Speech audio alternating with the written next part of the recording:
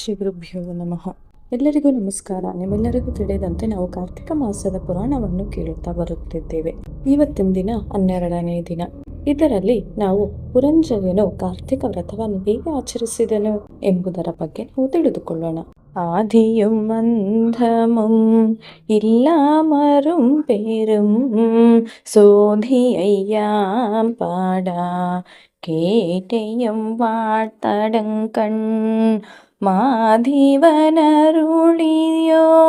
வஞ்செவியான் நெஞ்செவிதான் மாதேவன் வார்கடல்கள் வாழ்த்தியோ வாழ்த்தொழியோ வீதியை கேட்டலுமே விம்மி மறந்து போதார் அமளியன் மேல் நின்றும் புரண்டிங்கண் ஏதேனும் மாகாள் இடந்தாள் என்னே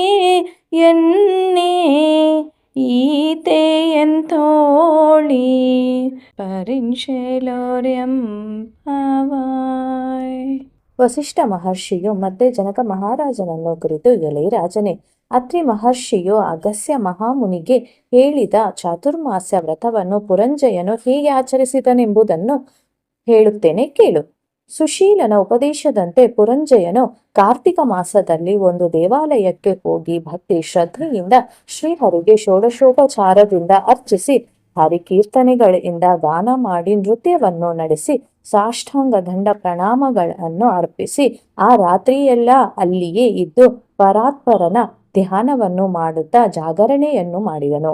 ಕರುಣಾರ್ಧ್ರ ಹೃದಯನಾದ ಸುರೇಶ್ವರನು ಆತನ ಭಕ್ತಿಗೆ ಮೆಚ್ಚಿ ಆ ಮರುದಿನ ಉದಯದಲ್ಲೇ ಪುರಂಜಯನು ಸ್ವಗೃಹಕ್ಕೆ ತೆರಳಿ ಸುಖಾಸೀನನಾಗಿದ್ದಾಗ ಶ್ರೀ ಮಹಾವಿಷ್ಣುವು ತುಳಸಿ ದಂಡೆಯನ್ನು ಎದೆಯ ತುಂಬಾ ಧರಿಸಿ ಶ್ರೀಹರಿ ಭಕ್ತನಾದ ಒಬ್ಬ ವಿಪ್ರನ ರೂಪದಿಂದ ಆತನ ಹತ್ತಿರಕ್ಕೆ ಬಂದು, ಎಲೆ ಪುರಂಜಯನೇ, ನೀನೀಗಲೇ ಸೈನ್ಯ ಸಮೇತನಾಗಿ ಶತ್ರುಗಳನ್ನೆದುರಿಸಿದರೆ ಜಯವು ಸಿದ್ಧ ಎಂದು ಹೇಳಿದನು. ನಂತರ ಆತನು ಧನುರ್ಬಾಣಾದಿ ಸಾಧನಗಳಿಂದ ಒಂದು ರಥವನ್ನೇರಿ ಕೊಂಚ ಸೈನ್ಯ ಸಮೇತನ ಆಗಿ ಹೊರಟು ಶತ್ರು ರಾಜರುಗಳನ್ನು ಎದುರಿಸಿದನು. ಮತ್ತೆ ಪುರಂಜಯನಿಗೂ ಶತ್ರು ರಾಜರಿಗೂ ಘೋರ ಯುದ್ಧವಾಯಿತು.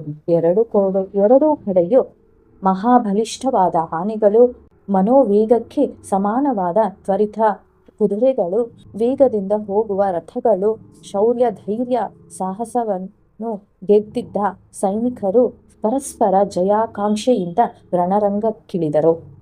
ಕಾಂಬೋಜ ನೃಪಾಲನೆ ಮೊದಲಾದವರೆಲ್ಲರೂ ಅಪಜಯವನ್ನು ಹೊಂದಿ ಪುರಂಜಯನ ಕಾಪಾಡು ಎಂದು ದೀನಮುಖದಿಂದ ಕೂಡಿ ಭೀತಿ ಹೊಂದಿ ಓಡಿ ಹೋದರು. ಶ್ರೀಮನ್ನಾರಾಯಣನ ದಯಾರಸ ದೃಷ್ಟಿಗೆ ಅರ್ಹತೆಯುಂಟಾದವನಿಗೆ ಶತ್ರುವೂ ಸಹ ಮಿತ್ರನಾಗುವನು. ಅಲ್ಲದೆ ವಿಷಭಕ್ಷಣೆಯನ್ನು ಮಾಡಿದರೂ ಅಮೃತ ತುಲ್ಯವಾಗುವುದು. ಅಧರ್ಮವನ್ನು ಆಚರಿಸಿದ್ದರೂ ಧರ್ಮವೆಂದು ಒಪ್ಪುವಂತಾಗುವುದು. ಭಗವನ್ ಅನುಗ್ರಹ ರಹಿತನಿಗೆ ಮಿತ್ರರೇ ಶತ್ರುಗಳಾಗುವರು. ಧರ್ಮವೇ ಅಧರ್ಮವಾಗಿ ಬದಲಾಗುವುದು. ಕಾರ್ತಿಕ ಮಾಸದಲ್ಲಿ ಶ್ರೀಹರಿಪ್ರಿಯನಾಗಿ ಕಾರ್ತಿಕ ವ್ರತವನ್ನು ಆಚರಿಸಿ ಆತನನ್ನು ಭಕ್ತಿಯಿಂದ ಸೇವಿಸಿದರೆ ಎಲ್ಲ ಕಷ್ಟಗಳು ಪರಿಹಾರವಾಗುವುದಲ್ಲದೆ ಸುಖ ದೊರಕುವುದು. ಎಂಥ ಮನುಷ್ಯನಾಗಲಿ ಶ್ರೀಹರಿಯರಲ್ಲಿ ಭಕ್ತಿ ಉಂಟಾಗುವುದು ಕಷ್ಟವು. ಹಾಗೆ ಉಂಟಾದರೂ ಕಾರ್ತಿಕ ವ್ರತವನ್ನು ಆಚರಿಸುವುದು ಅದಕ್ಕಿಂತ ದುರ್ಲಭವು. ಬ್ರಹ್ಮ, ಕ್ಷತ್ರಿಯ, ವೈಶ್ಯ, ಶೂದ್ರರಲ್ಲಿ ಯಾವ ಜಾತಿಯಾದರೂ ಈ ಕಾರ್ತಿಕ ವ್ರತವನ್ನು ಆಚರಿಸಿದರೆ ಪವಿತ್ರವಾದದ್ದು. ಭೂಸುರನಾಗಿ ವೇದಾಧ್ಯಯನ ಧುರೀಣನಾದವನು ಹರಿಭಕ್ತಿರಹಿತನಾದರೆ ಶೂದ್ರ ಸದೃಶನಾಗುವನು. ವೇದ ಪಠಣೆಯನ್ನು ನಡೆಸಿ ಶ್ರೀಹರಿಯರಲ್ಲಿ ಭಕ್ತಿಯಿಂದ ಕಾರ್ತಿಕ ವ್ರತಾನುಷ್ಠಾನ ಪರನಾಗಿರುವನು ಉತ್ತಮನಾಗಿ ಬಾಳುವನು. ಅಂತಹವನ ಮನೋಪದ್ಮದಲ್ಲಿ ಸುರೇಶ್ವರನು ನಿಲ್ಲುವನು. ಆದುದರಿಂದ ವಿಷ್ಣು ಭಕ್ತಿಯುಳ್ಳವರು ಸಂಸಾರ ಸಾಗರವನ್ನು ಸುಖವಾಗಿ ದಾಟಬಲ್ಲರು. ಅಂಥವರಿಗೆ ಕುಲ ಮತ ಭೇದಗಳ ವ್ಯತ್ಯಾಸವಿಲ್ಲ. ಯಾರೇ ಆಗಲಿ ವಿಷ್ಣು ಭಕ್ತಿಯ ಮಹಿಮೆಯನ್ನು ವರ್ಣಿಸಲಾರರು. ವೇದವ್ಯಾಸರು, ಅಂಬರೀಷರು, ಸುಖ ಮಹರ್ಷಿಗಳು, ಶೌನಕಾದಿ ಮಹಾಮುನಿಗಳು, ಕೆಲವರು ನರಪಾಲಕರು ಸಹ ಶ್ರೀಹರಿಯರಲ್ಲಿ ಇದ್ದ ಭಕ್ತಿಯಿಂದಲೇ ಶಾಶ್ವತವಾದ ಮೋಕ್ಷವನ್ನು ಪಡೆದರು. ಶ್ರೀಹರಿಗೆ ಅಪಾರವಾದ ಪ್ರೇಮ ಉಂಟು. ಆದುದರಿಂದ ಶ್ರೀಹರಿಯು ಭಕ್ತರು ಪರಸ್ಪರ ಪ್ರೀತಿಯುಳ್ಳವರಾಗುತ್ತಾರೆ.